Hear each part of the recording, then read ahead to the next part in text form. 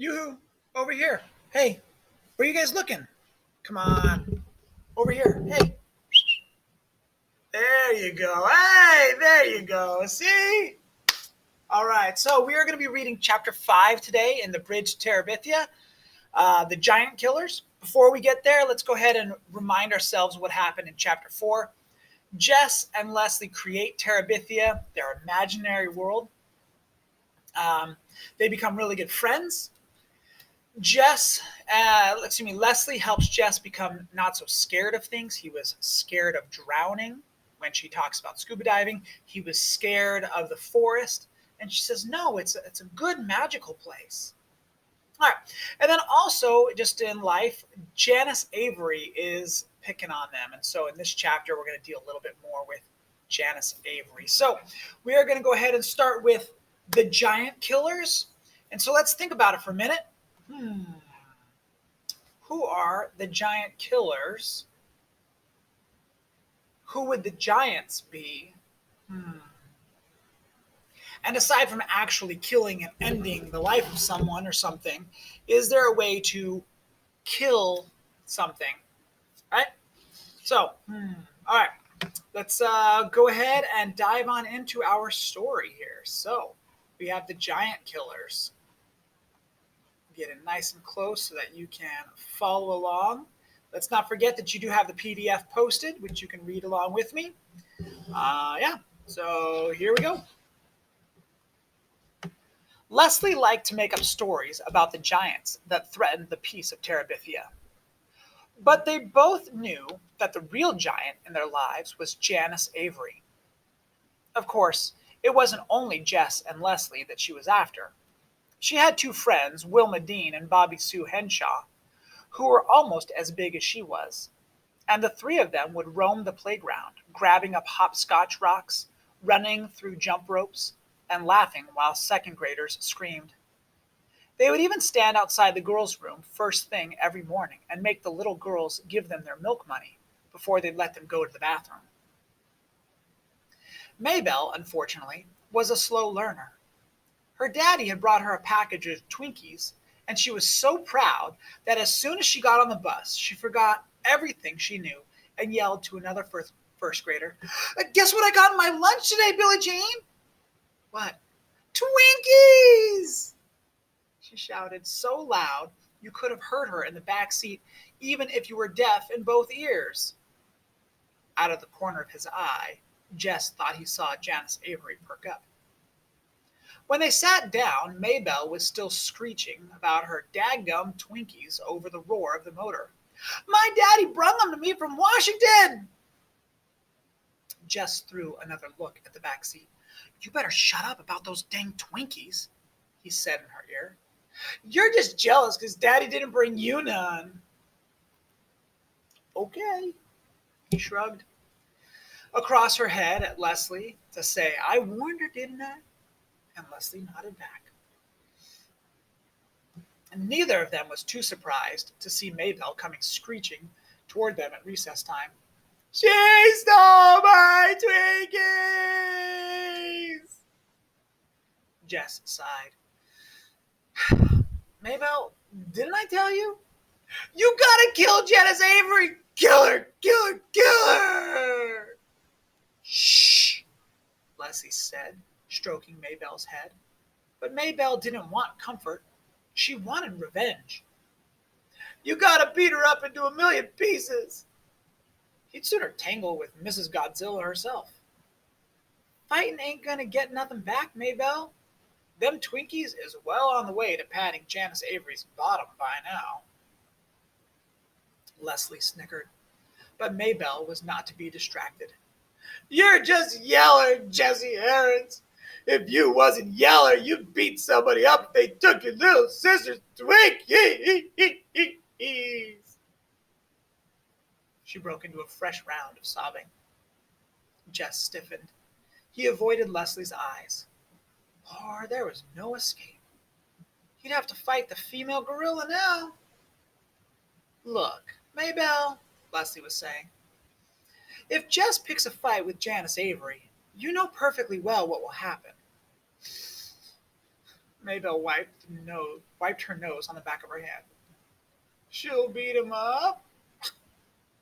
Oh, he'll get kicked out of school for fighting a girl. You know how Mr. Turner is about boys who pick on girls. She stole my Twinkies. I know she did, Maybelle. And Jess and I are going to figure out a way to pay her back for it. Aren't we, Jess? He nodded vigorously. Anything was better than promising to fight Janice Avery. What's you gonna do? I don't know yet. We'll have to plan it out very carefully, but I promise you, Maybelle, we'll get her. Cross your heart and hope to die? Leslie solemnly crossed her heart. Maybelle turned expectantly to Jess, so he crossed his too, trying hard not to feel like a fool, crossing his heart to a first grader in the middle of the playground. Maybelle sniffled loudly. It ain't as good as seeing her beat to a million pieces. No, said Leslie, I'm sure it isn't. But with Mr. Turner running this school, it's the best we can do. Right, Jess? Right. That afternoon, crouched in the stronghold of Terabithia, they held a council of war. How to get Janice Avery without ending up squashed or suspended. That was their problem. Maybe we could get her caught doing something. Leslie was trying out another idea after they had both rejected putting honey on her bus seat and glue in her hand lotion. You know she smokes in the girls' room? If we could just get Mr. Turner to walk past while the smoke is pouring out. Jess shook his head hopelessly. It wouldn't take her 5 minutes to find out who squawked. There was a moment of silence while they both considered what Janice Avery might do to anyone who reported her to the principal. We gotta get her without knowing who done it. Yeah, Leslie chewed away at a dried apricot. You know what girls like Janice hate most? What? Being made a fool of.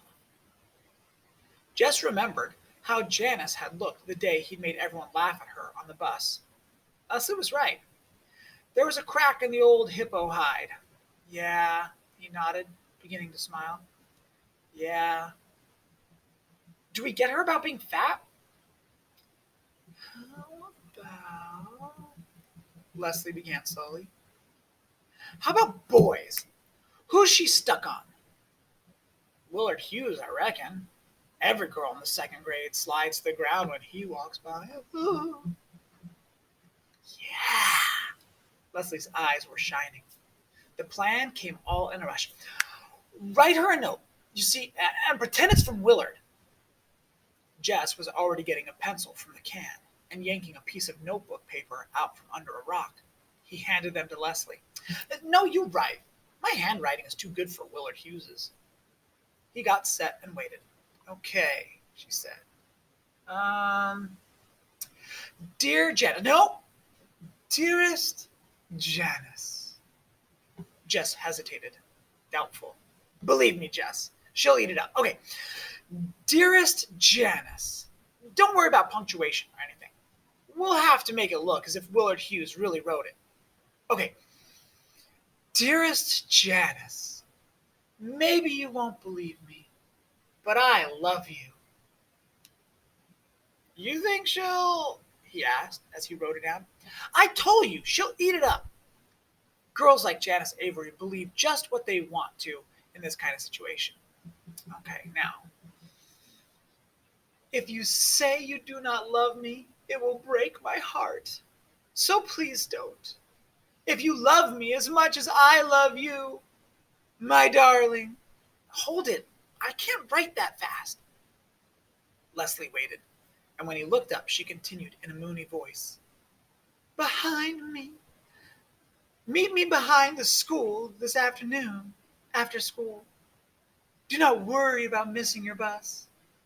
I want to walk home with you and talk about us. Put us in capitals. My darling. Love and kisses, Willard Hughes. Kisses? Yeah, kisses. Put a little row of X's in there, too.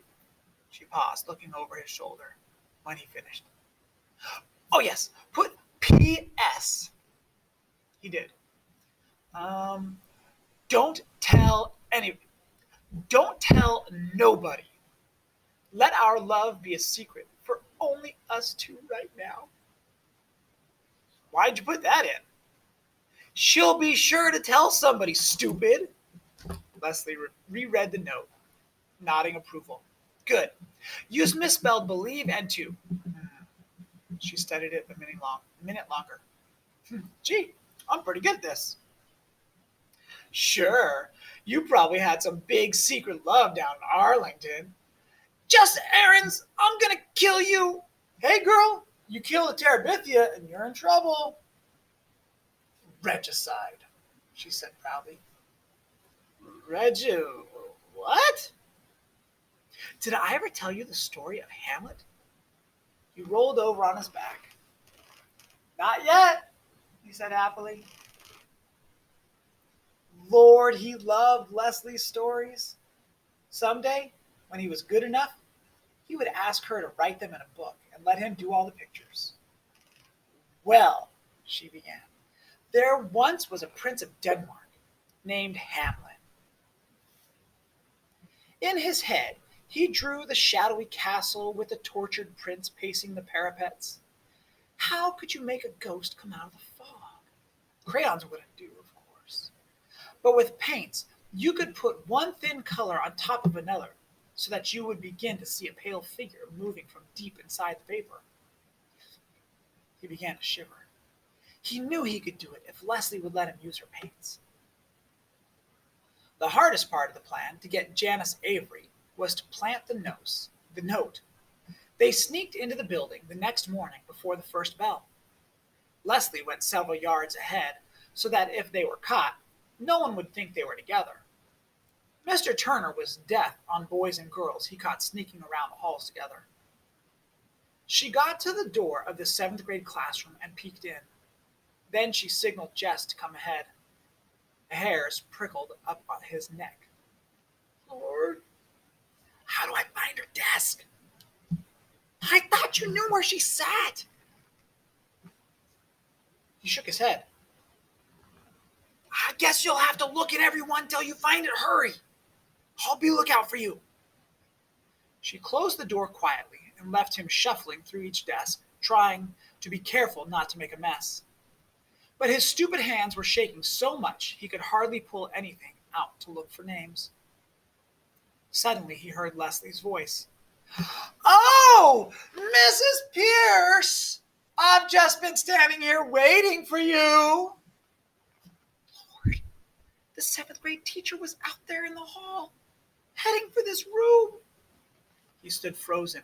He couldn't hear what Mrs. Pierce was saying, back to Leslie, through the closed door. Yes, ma'am.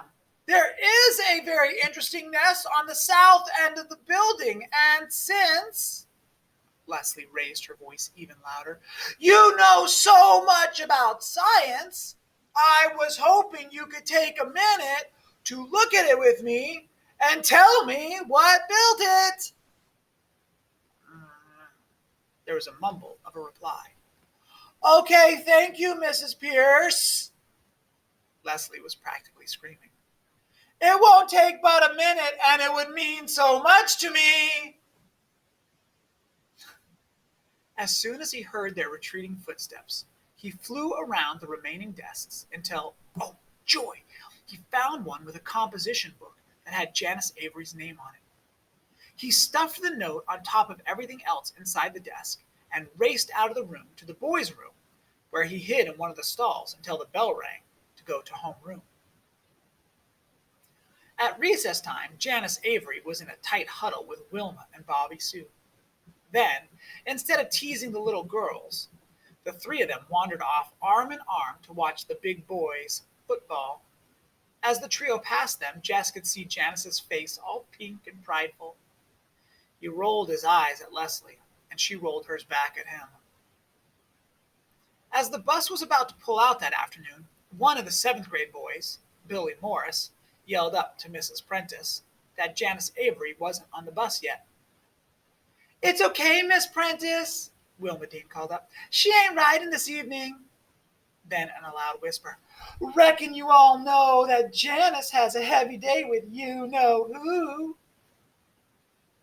"Who?" asked Billy. "Willard Hughes. He is so crazy about her he can't hardly stand it.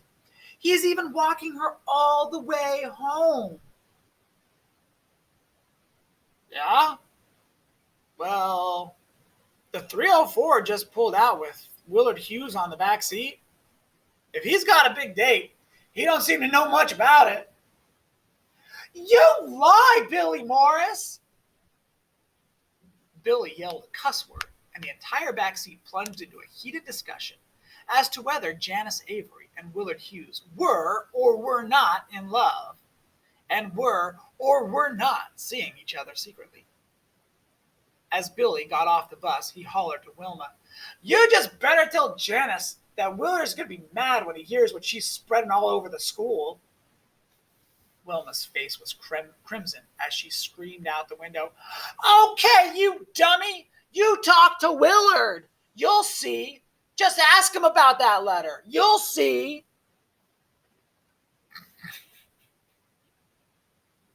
"Poor old Janice Avery," Jess said as they sat in their castle later. "Poor old Janice. She deserves everything she gets, and then some." "I reckon," he sighed. "But still." Leslie looked stricken.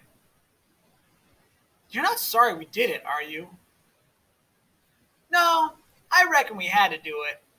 But still." "Still what?" He grinned.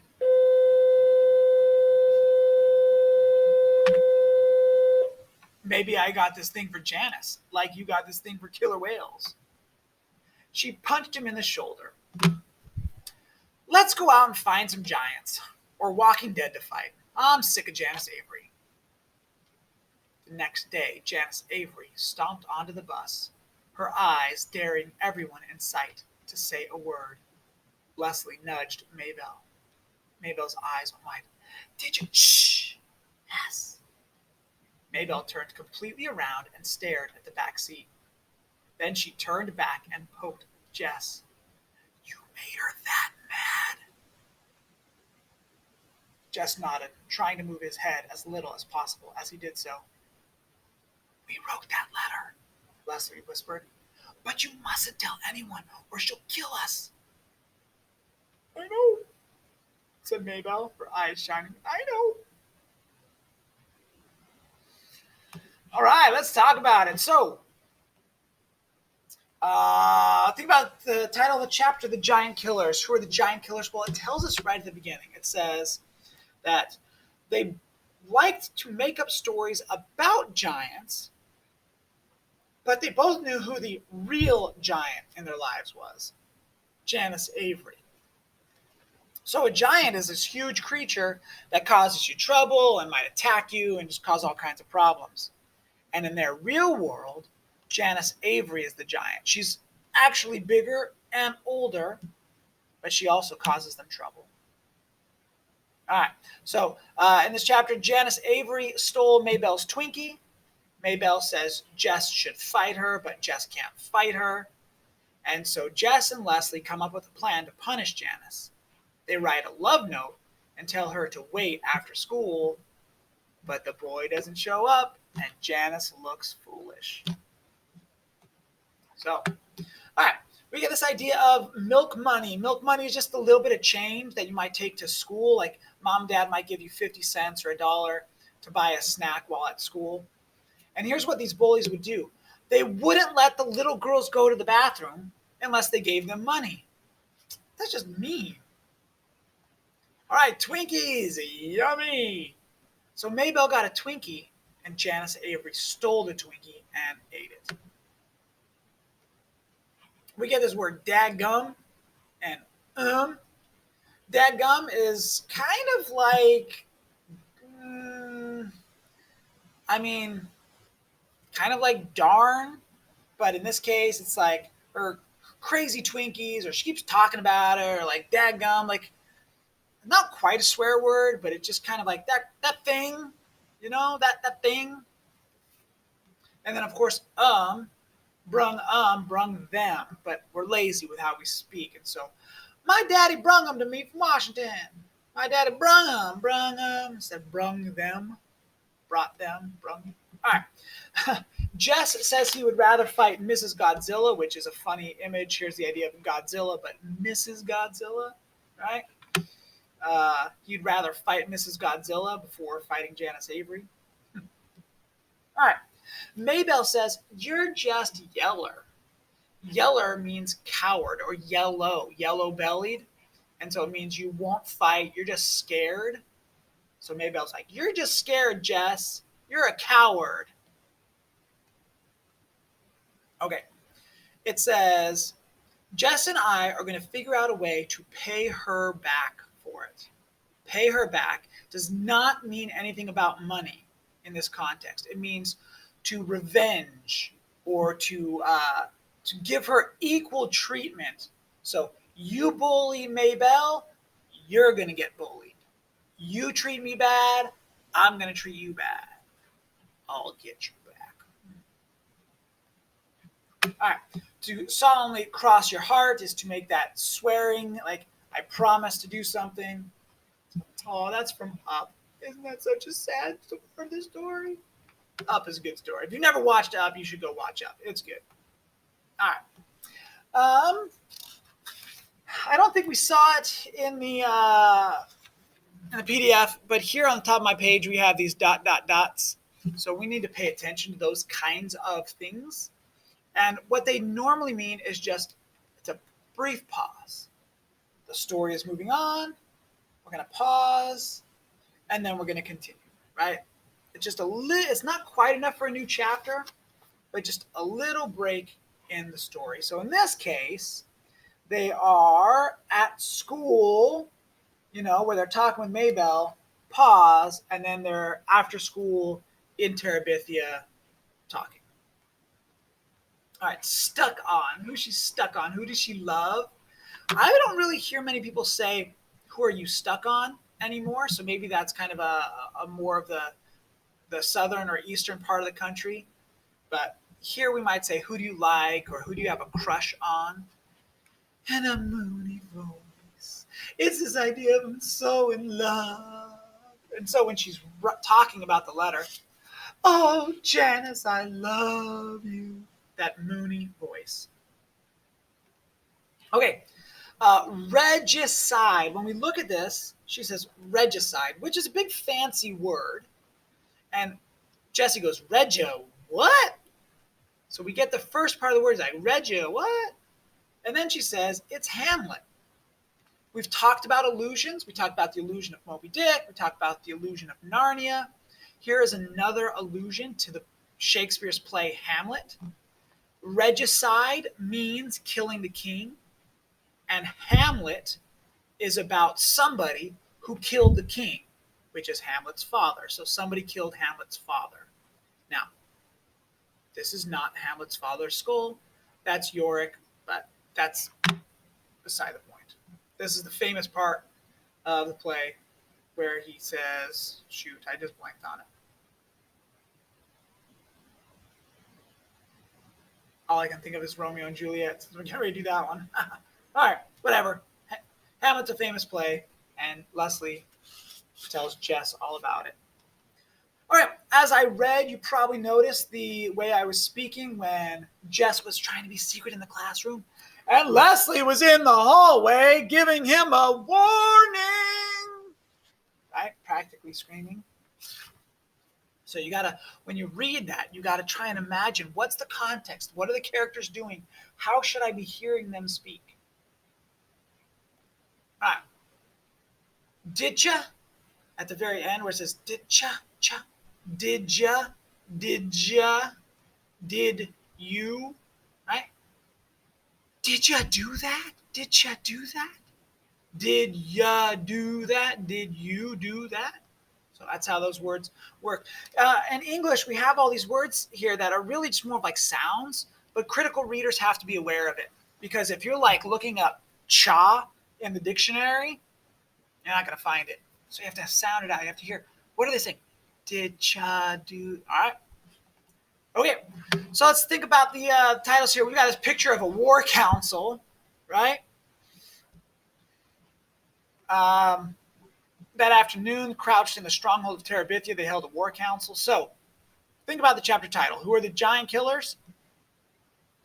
Leslie made up stories about giants. So in their pretend world, there were giants, but also in their real world, they had the giant of Janice Avery, and they had to kill her, which means they had to stop her from causing them trouble. I had to stop her from bothering them. So that's the idea in that. All right, quick summary. Janice Avery steals Maybelle's Twinkie. Jess and Leslie decide to get Janice Avery back. They write a fake love note. They pretend to be Willard Hughes. In the note, Willard tells Janice that she should skip the bus so they can hang out. Janice waits for Willard and he never shows up, which is mean but also pretty funny. Janice is really upset, and Maybelle feels happy that Jess and Leslie got revenge. So, pretty good trick. All right, that's all for now. Thank you, ladies and gentlemen. We will talk later. Bye.